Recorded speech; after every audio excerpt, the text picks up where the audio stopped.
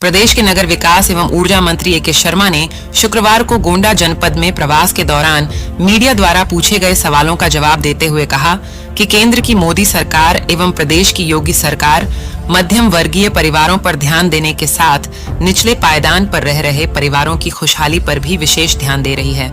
प्रधानमंत्री जी ने मध्यम वर्गीय परिवारों को सुविधाएं देने के लिए नियमों में शिथिलीकरण भी किया है और उन्हें बहुत सी योजनाओं का लाभ दिया जा रहा है। मोदी जी ने ease of living, ease of doing business, vocal for local का ध्येय लेकर आत्मनिर्भर भारत बनाने का संकल्प लिया है। मोदी जी के प्रयासों से ही भारत की अर्थव्यवस्था पूरे विश्व में सबसे तेज गति से बढ़ने वाली अर्थव्यवस्था बन गई है। प्रधानमंत्री जी किसानों की आमदनी बढ़ाने का भरसक प्रयास कर रहे हैं। ए.के. शर्मा ने कहा कि प्राचीन काल में भारत आत्मनिर्भर था। कुटीर उद्योगों में छोटे छोटे सामान बनते थे। कुम्हार दिए बनाता था, मूर्तिकार मूर्तियां। गांव से लेकर शहर तक सभी के हाथों में काम था। कोई भी बेरोजगार नहीं था, लेकिन बीच में बाहरी आक्रांताओं ने हमारी अर्थव्यवस्था को चौपट कर दिया और हम छोटी छोटी चीजों के लिए भी चाइना पर निर्भर हो गए।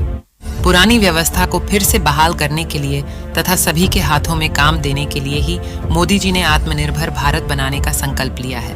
उन्होंने कहा कि भारत जब आर्थिक रूप से संपन्न होगा, चाइना हो या कोई अन्य देश भारत की ओर आंख उठाकर नहीं देख सकेगा।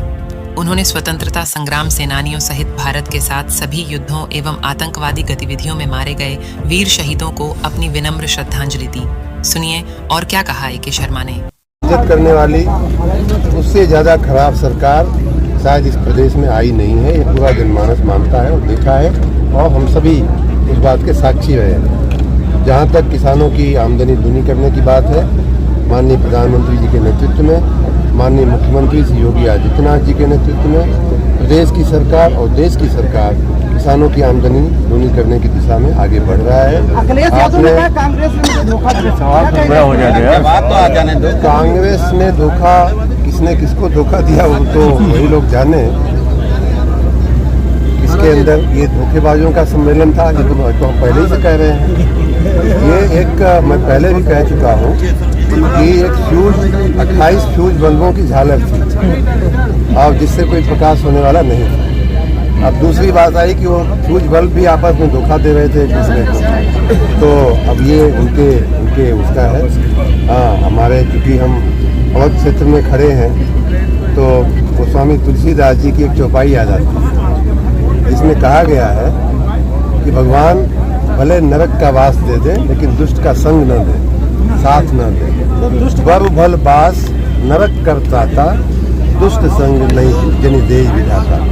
इस प्रकार जब विभीषण रावण को छोड़ करके जब भगवान राम को आता है मिलने, सुंदरकांड में चौपाई है, तब भगवान राम उसकी व्यथा सुन करके कहते हैं कि मैं जानता हूँ कि तुम्हारा जीवन कितना कष्ट वाला रहा होगा।